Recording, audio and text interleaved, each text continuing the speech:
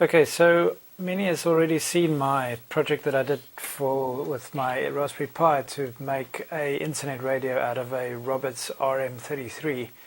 Got a lot of positive reviews about it. I was getting at the stage where I was getting ready to finish it up, but I was having some odd issues with potential cold solder spots on my circuit board, so I decided, what the hell, let's rewire the whole thing and rebuild it. So basically the old insides of the radio had a circuit board that I custom made that had the analog to digital converter and all the resistors I needed for the push buttons on the radio. But I wasn't happy with that. It really looked quite messy inside on the inside the actual radio, because obviously all this had to fit inside of here, which left very little room to put the Raspberry Pi. The Raspberry Pi was actually at one stage mounted in here.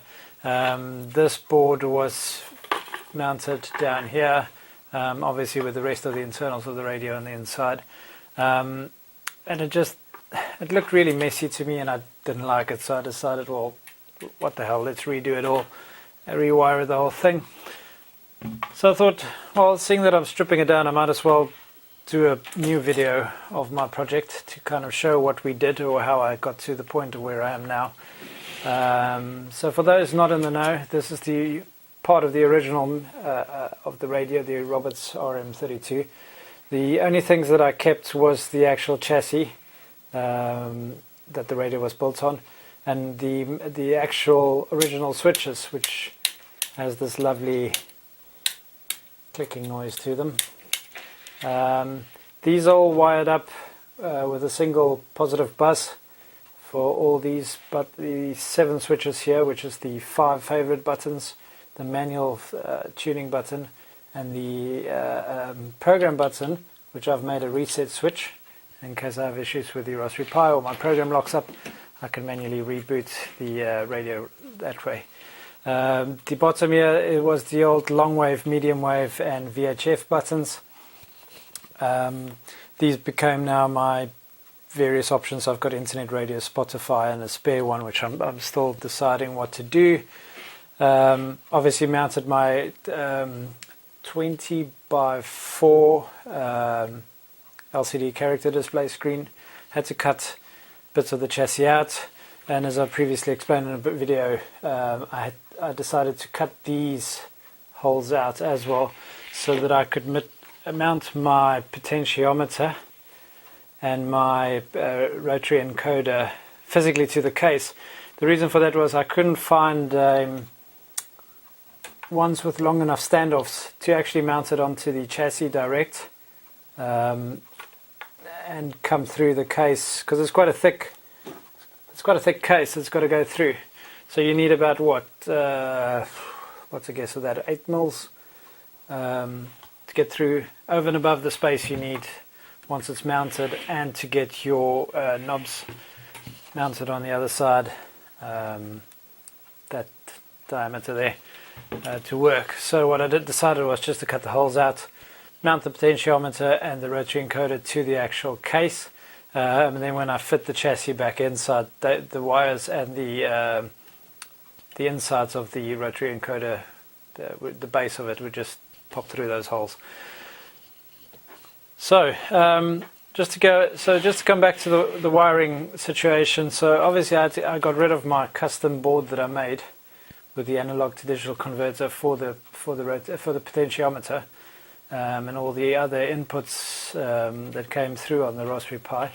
These you can obviously see the header that I soldered onto the board there.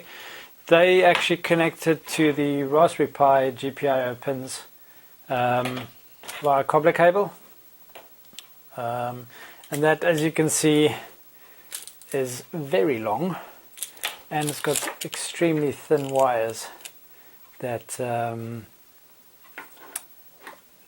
I was having issues with. I'm not quite sure why. I suspect either they were thin or I had a cold solder spot somewhere on this board. But yeah, I had the odd issues every now and again, which I couldn't figure out. And I just, you don't want to build a project that you're proud and you want to show off to other people, and then when you boot it up you have these odd little snags. It doesn't really look like a finished product. So with that, I obviously had a lot of stuff hardwired in. I created a little just a breakout board so I can wire the rotary encoder, the potentiometer into here, and the potentiometer's on-off switch, which then fed back directly into this board to handle all the inputs back to the Raspberry Pi. One other issue I had was I used this product called the Power Block to handle the on-off switching, and you need shutdown and make use of the potentiometer's on-off switch to boot up the Pi and also to neatly shut it down. The issue I had with that was when I ran the power through the custom board that I made, the Raspberry Pi wasn't getting enough power. Obviously, I think because of this cable was just the cable. I just lost amps through this cable I don't know. I just couldn't get the power to go as an input on this board back through this ribbon cable back to the Pi's GPIO pins. So as a workaround, what I did was I actually soldered it straight onto pins. What is it? The 5-volt pin and the ground pin, which was a nice workaround, but again looks a bit messy. Didn't like that.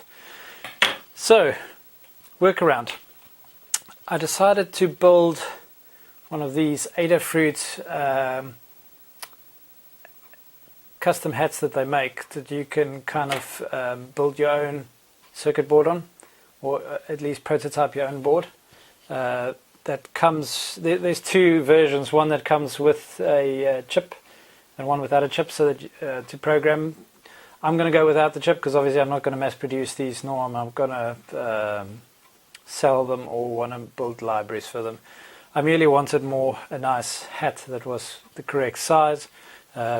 This can then fit nicely onto the Raspberry Pi as such, and all my circuitry will now be there instead of that mess. So that was at least a positive from my point of view. I could obviously build everything onto here. There won't be any long cables that goes from the GPIO pins to my new board. It all connects directly on the header, direct connection. I can feed the power. Actually, I went one step further. The power block has a mount to go on the GPIO pins. Now, previously, I didn't use that because of my custom rubbish that I made. So now I can actually, I bought these, I don't know if you can see these, but these, it's a header with the pins that comes straight through again. So I could create my own circuit board, but also still have the capability of mounting the power block onto here and using both at the same time, which is going to come in handy. But obviously once I made all this, I had to rewire. Now with the old wires that I had, they were soldered on directly onto this board, straight onto here, which then through with my header on here, and the ribbon cable goes back to the Raspberry Pi. Now I didn't want to solder directly onto this because it's a hat. It leans itself to that you can pop it out. If you want to upgrade your Raspberry Pi, you can pop in a new one, pop the hat back on, and you should be good to go. But then if I solder the wires straight onto here, I'll have to have cables long enough so I can take at least move it aside so I can get to the Raspberry Pi and then put this back on. To be honest, the wires I had for the switches I cut too short, because I cut them to be fit inside the radio, like so, and they were just that length. There was not enough room for me to actually, not enough cable to solder it onto the new hat to be able to move aside, because it was going to sit like that, and I cut it to that length. So obviously when I removed that, I needed longer cable, so I just decided, well, what the hell, let's rewire most of this. So I've done the cables for the LCD screen, the cables that go to the Adafruit amp. As you can see, the cables are all prototyping cables. Just to make life easier, and putting, as this is a prototype board, I just put little headers or little breakout pins everywhere. I don't know if you can see that. I'll put pictures on this video. As you can see there, the cables can then easily connect to the pins on the hat to easily connect and disconnect should I want to replace it or remove it or upgrade it later. It just makes life easier. I ordered custom connectors just to group the cables together better, make life easier, so when I connect and disconnect them, all of them are together. For example, these are the 7 switches that's on the side and the front. They're the 5 favorites, the manual and the reset switch. The 3 here is for the front ones, the VHF medium wave, long wave. These 2 are for the power switch. These 3 are for the relay circuit, and these 4 are for the LCD character display screen. So that's, yeah, so I had to rewire as much as I could. I didn't want to rewire all the switches again, so I just made a little circuit, well actually just a little piece of circuit board here that mounts the new cable onto the old cable, just to avoid redoing the switches again. Just to save a bit of time, because I had these switches was covered with some insulation paint or something, and it's terribly difficult to solder onto, so I just wanted to avoid redoing that bit. But from here on, I'm actually going to go through building this and hopefully get this into a working chassis. I'll start putting it together just so we can see if it is going to work nicely. And then we can see if we can get this mounted.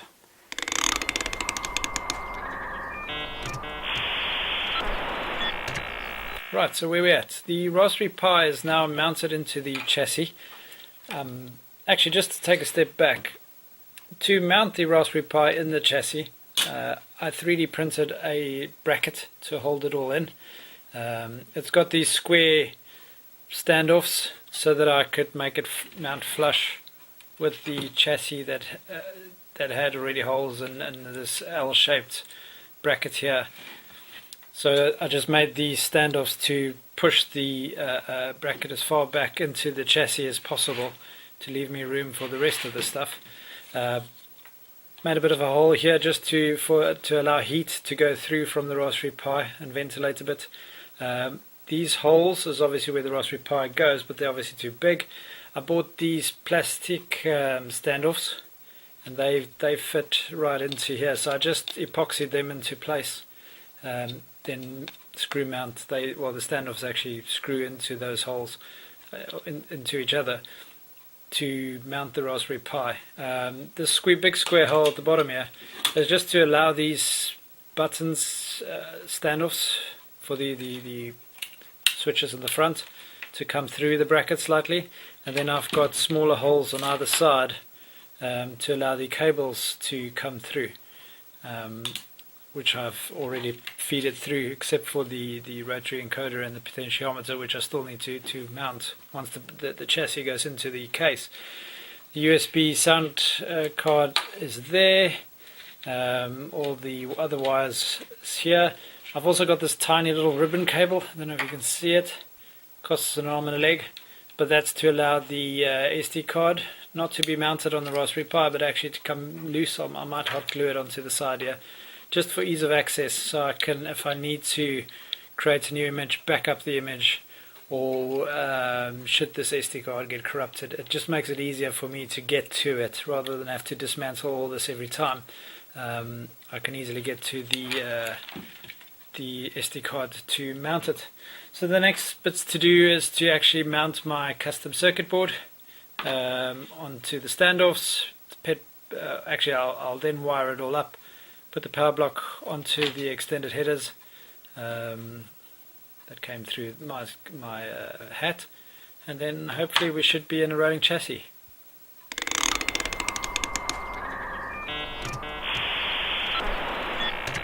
Okay, just before I put the power block hats on, I just wanted to show you what it looks like. So there it is. My custom hat is now mounted to the Raspberry Pi. Most of the wires are connected except for the potentiometer and the rotary encoder, which I still have to feed through the bottom here. But that's pretty much what it's going to look like. Personally, I think I'm very happy with it.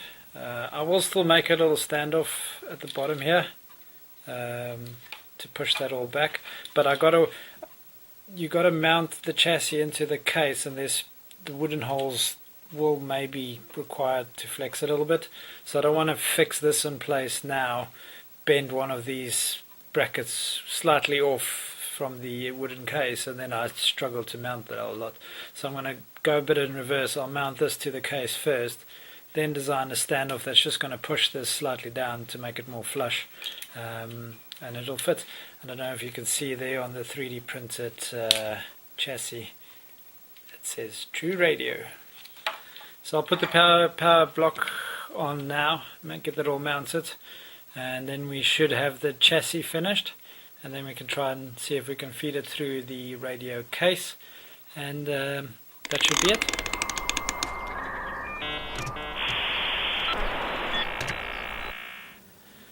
Okay, so everything's back in the case, all wired up and connected. The buttons for the front, the rotary encoder, potentiometer, power for the relay circuit, power for the LCD screen, and the power brick is all connected, the USB sound card, and I'm really hoping that by this area now being more open, that hopefully the sound quality will improve maybe just a little bit. But I think all that's left now is to power up and see if it all works. So let's connect it and see what happens.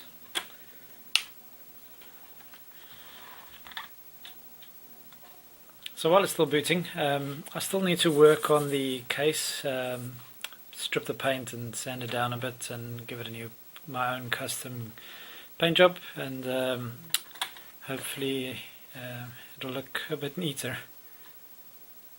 Well, let's see what happens now. So the program's going into the radio program now. Oh, better give it some volume.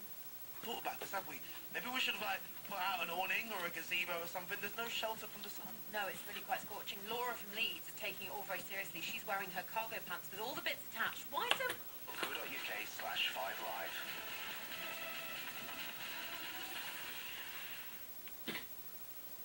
This is 10 years followed as artistic director for the Cedar Lake Contemporary Ballet Company. Gunmen forced their victims to look them in the face as they opened fire. Harrison, she just answered me. It isn't. So that is it. Oh, yeah, it's supposed to say shut down there, then oh, that's a little bug. Okay, I'll fix that. But that's the radio. Overall, I'm pretty happy. I think it does look a lot better that everything's in one place rather than having a separate board here, Raspberry Pi in the other corner, and having a cable that connects the two. I'll still neaten this all up a bit, especially find a nice place for the SD card expansion cable. But I think this is going to come in handy because I'll be able to grab images of the software should I make mistakes or should I want to make backups. It just makes it all a little bit easier. But overall, I think it looks better. And I must say the Adafruit hats that they provide really helps making things like this possible. So I'm looking forward to finishing this one off, and hopefully I'll give you guys a final video once I've done all the bits and pieces and give it a nice custom paint job. And I've got an original of these that was restored, and I'll put the two side by side and we can have a look and see how they look and compare. But thanks for watching. Hope this video was helpful to anyone. And thanks for watching, and I hope you enjoyed.